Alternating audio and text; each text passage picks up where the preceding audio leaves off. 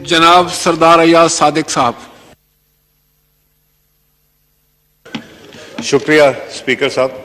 मैं अपने मुअज़्ज़ज़ मेंबरान से कहूँगा कि थोड़ी सी मैं जो बात करना चाह रहा हूँ उस पर तवज्जो दें। Order in the house please. तशरीफ रखें अपनी अपनी सीट पे। और मैं चाहूँगा मेरे ऑपोजिशन के दोस्त चित्राली साहब भी हैं, अपना मेहर साहब भी हैं, और बाकी जो दोस्त बैठे हैं वो भी इस बात को ज़रा गौर से सुने, क्योंकि ये पाकिस्तान की सालमियत की बात है, पाकिस्तान के वक़ार की बात है और पाकिस्तान को नुकसान से बचाने की बात है, जो कि हम सब के दिल के करीब है। और मैं चाहूँगा कि आप भी इसके ऊपर अपना कमेंट ज़रूर करें। चंद दिन पहले एक टीवी इंटरव्यू हुआ था, मैं वो टीवी इंटरव्यू स्पीकर साहब आपको पढ़ के सुनाना चाहता हूँ। ये इमरान न्याजी ने, चेयरमैन पीटीआई ने टीवी इंटरव्यू दिया था और उसमें उन्होंने क्या गुफ्तगू की थी, ज़रा वो पढ़ता हूँ, थोड़ा सा उस पर तबसरा करूँगा और फिर एक करारदाद पेश करना चाहूँगा जो मैं शुरू करूँगा अपोजिशन से साइन कराने के लिए और फिर बाकी दोस्तों से भी साइन कराऊँगा। उन्होंने फरमाया था, अगर इस्टेब्लिशमेंट ने दुरुस्त फैसले ना किए तो मैं तहरीरी जमानत दे सकता हूं कि पाक अफवाज ना सिर्फ बहैसियत इदारा तबाह हो जाएगी, जो कि ना सिर्फ काबिले मजम्मत है, मतलब वो पूरे इदारे की तबाही की बात कर रहे हैं सिर्फ अपने इक्तदार की सीट की खातिर।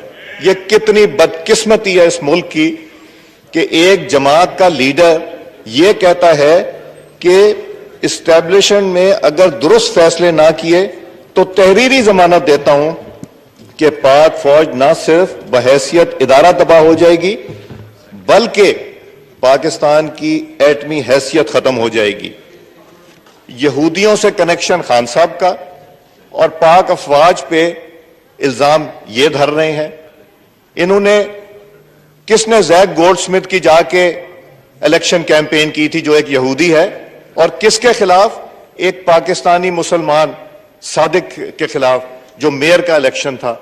और ये बातें करते हैं कि पाकिस्तान की अफवाज जो है वो तबाह हो जाएगी और पाकिस्तान एटमी हैसियत खत्म हो जाएगी।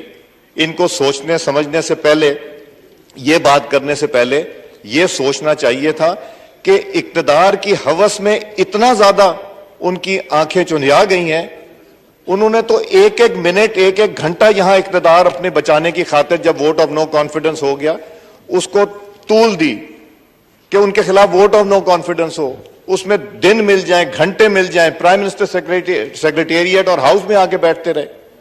ये इक्तदार इज्जत से मिलता है, इक्तदार पे कब्जा नहीं किया जाता। और फिर उस इक्तदार की खातिर जो अल्लाह ताला की देन है और अल्लाह ताला जब चाहे देता है और जब चाहे ले लेता है, ये अपनी अफवाज को, एटमी ताकत को तबाह और बर्बादी की तरफ देखना चाहते हैं। आगे सुनिए, ये कहते हैं कि पाकिस्तान की एटमी हैसियत खत्म हो जाएगी और मजीद ये पाकिस्तान के 3 टुकड़े हो गए। खुदा न खास्ता मेरे मुंह में खाक। और ये जितने लोग यहां बैठे मेरे दोस्त, ये भी सोचते होंगे कि ये बयान देने से पहले कम से कम ये कहा होता कि अल्लाह ना करे, खुदा ना खास्ता। मगर फिर मैं कहता हूं स्पीकर साहब, ये इक्तदार की हवस इतनी ज्यादा है कि वो इतने बड़े 3 बातें कर गए कि नुकसान फौज को पहुंचेगा, अफवाज पाकिस्तान को, जो सरहदों की हिफाजत करते हैं, जिन्होंने दहशतगर्दी में बेशुमार जानों का नजराना दिया, और पाकिस्तान की एटमी ताकत जिसको जुल्फिकार अली भुट्टो ने बुनियाद रखी और नवाज शरीफ ने पाए तकमील तक राय, उसको भी ये देना चाहते हैं। अब तो मुझे ये भी फिक्र हो गई है कि पता नहीं इन्होंने दुनिया में जाके किस किस को वो सीक्रेट्स दे दिए हैं जो कि हमें नहीं देने चाहिए। फिर कहते हैं पाकिस्तान का टुकड़े हो जाएंगे।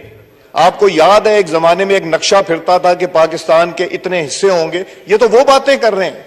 ये तो लगता है कि वो तहरीर इन्होंने की थी, वो नक्शे इन्होंने बनाए थे, इमरान न्याजी ने बनाए थे। ये बातें करने से पहले उनको सोचना चाहिए। अब मैं आज ये सोचता हूं جب کہتے تھے کہ آئی ایم ایف پہ جانے سے پہلے مجھے خودکشی کر لینی چاہیے. خودکشی گناہ ہے, جرم ہے, کوئی معافی نہیں. مگر کاش انہوں نے خودکشی کر لی ہوتی, آئی ایم ایف کے پاس نہ گئے ہوتے اور یہ بیان دینے سے پہلے بھی خودکشی کر لی ہوتی. اسپیکر صاحب, یہ کہاں سے سیاست پاکستان کی جا رہی ہے؟ یہ وہ الفاظ ہیں, یہ وہ بیانات ہیں جو ہر پاکستانی کے دل پہ تیر کی طرح چبھتے ہیں. یہ وہ بیانات ہیں جس سے ہر پاکستانی کو تشویش ہوتی ہے کہ یہ کس طرح کے بیان تو یہ دینا چاہیے تھا کہ افواج پاکستان اپنی ذمہ داری پوری کرے گی. وہ چاہتے ہیں کہ افواج پاکستان ان کی تابع ہو جائے. اگر وہ نہ ہو تو پھر وہ باتیں کریں جو انہوں نے اب کی. ایٹمی طاقت کی بات کرتے ہیں, یہاں تو پورا پاکستان ایٹمی طاقت کی دفاع کے لیے کھڑا ہونے کو تیار ہے, اور وہ کہتے ہیں کہ ایٹمی طاقت نہیں رہے گی. پھر وہ بات کرتے ہیں, خدا نہ خواستہ میرے منہ میں خاک, کہ پاکستان کے 3 ٹکڑے ہو جائیں گے. انہوں نے 3 کی فگر کہاں سے لے کے آئی؟ یہ پرانے نقشے جو انہوں نے وہاں بیٹھ کے بنائے تھے. اور پھر مجھے یاد آتا ہے حکیم سعید نے جو اپنی کتاب میں لکھا, انہوں نے کہا کہ یہ آئے گا, جس ایجنڈے پہ آئے گا یہ پاکستان کو خدا نخواستہ نقصان پہنچانے کے لیے آئی. حکیم سعید کی کتاب آج سے 20 سال پرانی. پروفیسر اسرار نے کیا کہا تھا کہ یہ یہودی ایجنڈے پہ عمران خان پاکستان آئے گا. پروفیسر اسرار کو تو نہیں پتا تھا, کسی کو اس زمانے میں یہ نہیں پتا تھا کہ عمران خان بھی کبھی اقتدار میں آئے گا. اور میں ان سے سوال کرتا ہوں جو لوگ اس کی دفاع کرتے ہیں کہ کیا یہ تینوں چیزیں دفاع کرنے کے لائق ہے یا نہیں ہے. میں یہ چاہوں گا کہ ان لوگوں سے یہ سوال کروں کہ کیا عمران خان کی سیاست تمہیں پاکستان سے زیادہ عزیز ہے؟ ہمیں پاکستان زیادہ عزیز ہے, اپنی جماعتوں سے زیادہ عزیز ہے. ہمیں اپنے قائدین, ہمیں اپنی جماعتیں بہت عزیز ہیں, مگر اسلام کے مذہب سے اور پاکستان سے زیادہ کوئی چیز مقدم نہیں.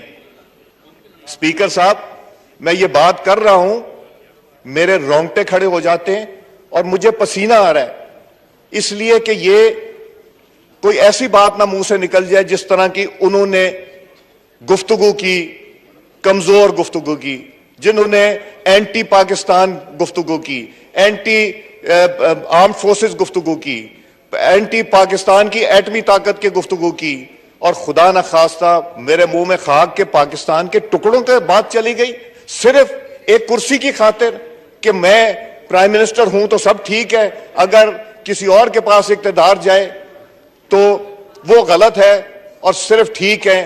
کبھی یہ ایک لیٹر کی بات کرتے ہیں, کبھی یہ کوئی اور چیز چلاتے ہیں, ہر ہفتے ان یو ٹرن لے کے کوئی نئی چیز لانے کی کوشش کرتے ہیں. یہ بات نہیں چلے گی. اور میں چاہوں گا کہ اس اقتدار جس کی خاطر یہ اندھے ہو گئے ہیں, اس کے بارے میں ہم ایک قرارداد لے کے آئیں, اور یہ قرارداد میں جو چاہ رہا ہوں اس میں میں چاہوں گا کہ میرے سارے کولیگ جو بیٹھے ہوئے یہاں پہ تشریف رکھتے ہیں وہ اس ریزولوشن کو سائن کریں, اور جو نہیں سائن کرتا تو مجھے لگے گا, میں ان پہ الزام نہیں کہتا, سب محب وطن پاکستانی اس ہاؤس میں بیٹھیں, مگر مجھے لگے گا کہ وہ پھر عمران خان کی گفتگو سے ایگری کرتے ہیں, وہ مانتے ہیں. اگر آپ کی اجازت ہو تو میں یہ ریزولوشن پڑھنا چاہوں گا, اور پھر میں چاہوں گا اس کے اوپر سب کو موقع دیا جائے کہ وہ اس کے اوپر گفتگو کریں اور بات کریں. جی جناب, پیش کیا جائے. میں نے بنائی ہے ریزولوشن, آپ سن لیجئے. پہلے سن لیں. اگر پاکستان